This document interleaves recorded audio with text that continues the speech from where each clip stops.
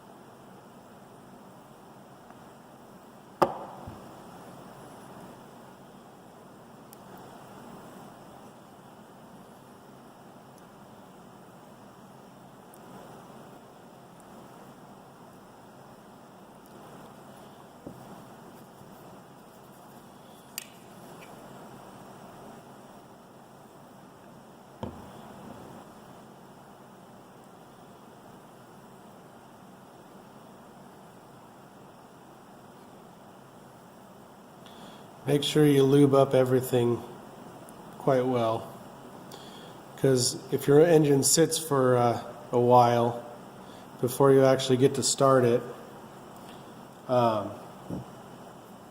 there's a chance that it could dry out a lot of this stuff, and you don't want that. You want a nice lubricated engine on startup.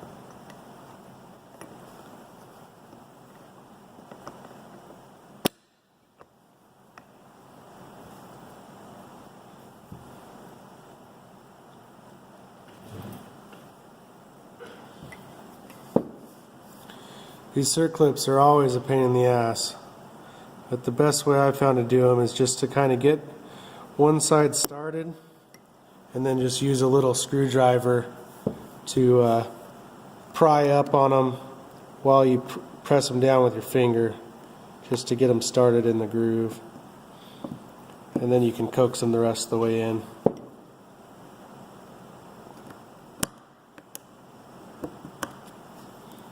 So it's most of the way in there, and I just got to get this little tip in. Just the tip. So that's all there is to it. And then I like to, like I say, lots of lube. Just drip a couple drops on the pin between the rod and the piston, and then you can kind of make sure it's got plenty of lubrication on there.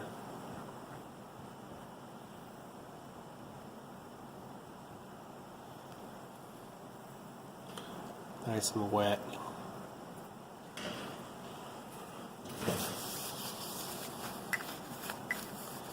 Try to wipe off any excess lube, because assembly lube isn't meant to burn, so if you get it on the rings and ring lands, it could become tacky and sticky when you start the engine.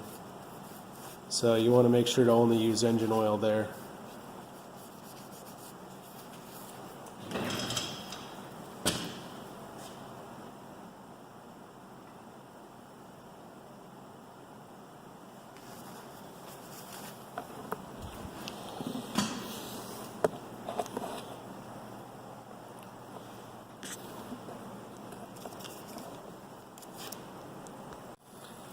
Okay, now to put the rings on the pistons, I'm going to start out with your oil ring, the corrugated one. Just kind of want to spiral this into the groove.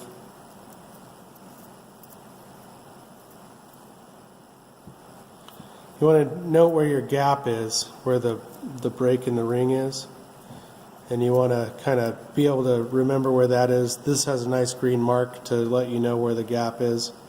But you're going to need to clock your rings and rotate them a specific way before you assemble the engine. Now, as far as oiling your rings, you want to light little bit of oil on your rings before you assemble them, before you put them on the pistons. I'm using Brad Penn break-in oil. You don't want to use a synthetic oil here because the synthetic oil is so slippery that it will basically make your rings have more trouble cutting and breaking in. What happens basically is the cross-hatching in your cylinders after they've been honed acts as a kind of a file, if you will, and kind of as the engine breaks in, it'll file your rings to fit the bore. And if you have a lubricant that's too good, you can basically like cut down on that filing motion, and your rings can take a lot longer and sometimes never break in as much as they would normally. So a conventional motor oil or a break-in oil like this Brad Penn is the way to go. You just put just a little bit on the rings. Just wet your fingers a little bit, and just get them just slightly damp with oil, basically.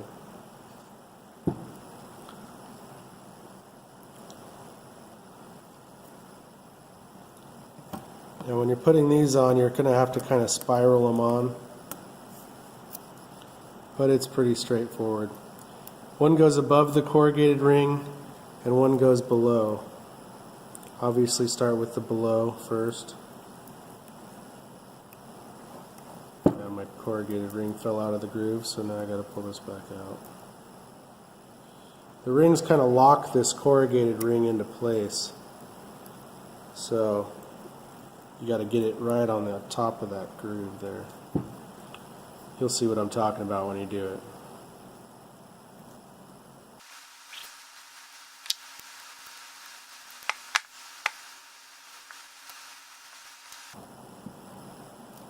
Alright, starting over here.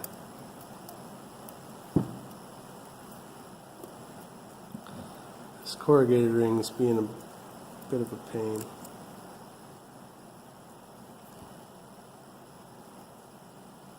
You want to make sure the ends aren't overlapping, and when you put the ring on, you want to make sure it's seated right up against the little lands that these hold against on that corrugated ring.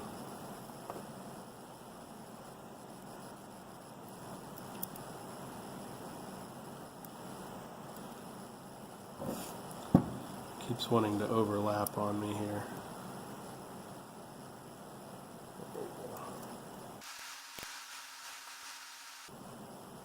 There we go.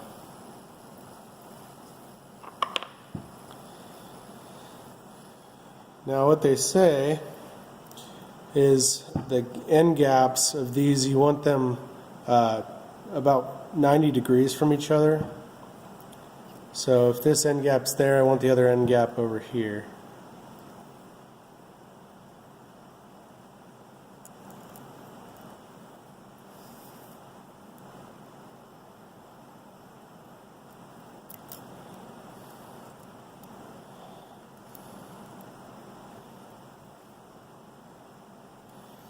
Make sure you're not pulling too hard on these rings. Now my corrugated ring's giving me issues again here.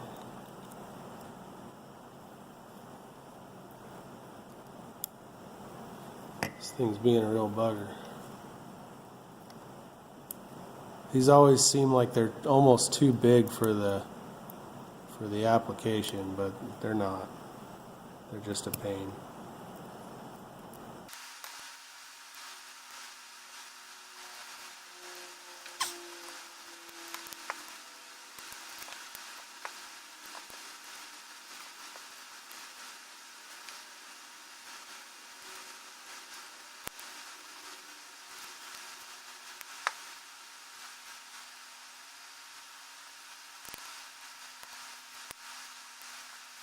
There it is. Those can be a real pain. But that's it. You want to kind of keep it centered so it doesn't pop back out of place.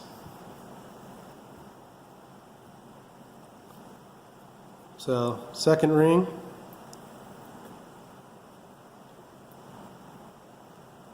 We're going to oil it up again.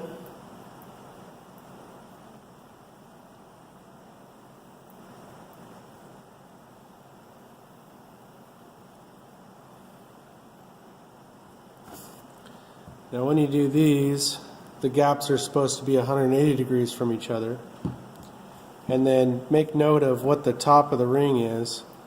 These actually have a mark on them. I don't know if you can see that, but they have a little mark here that shows the top of the ring. So that side goes up.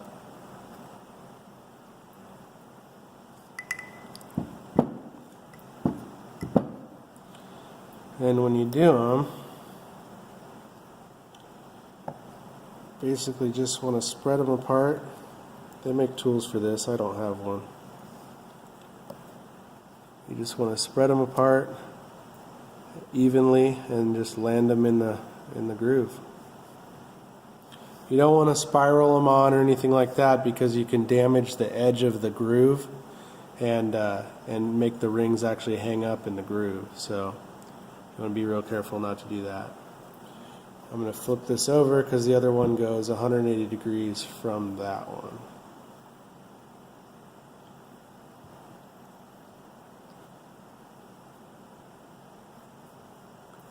This oil ring is kind of a pain. Keeps moving on me.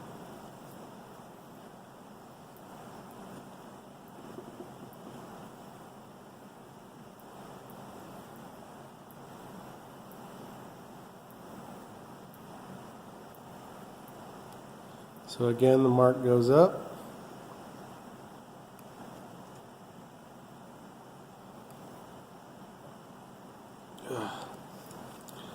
This ring's a bit stiffer than the last one.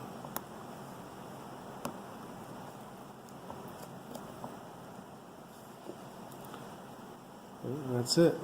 It's in the groove. Try to keep them all centered. And that's that.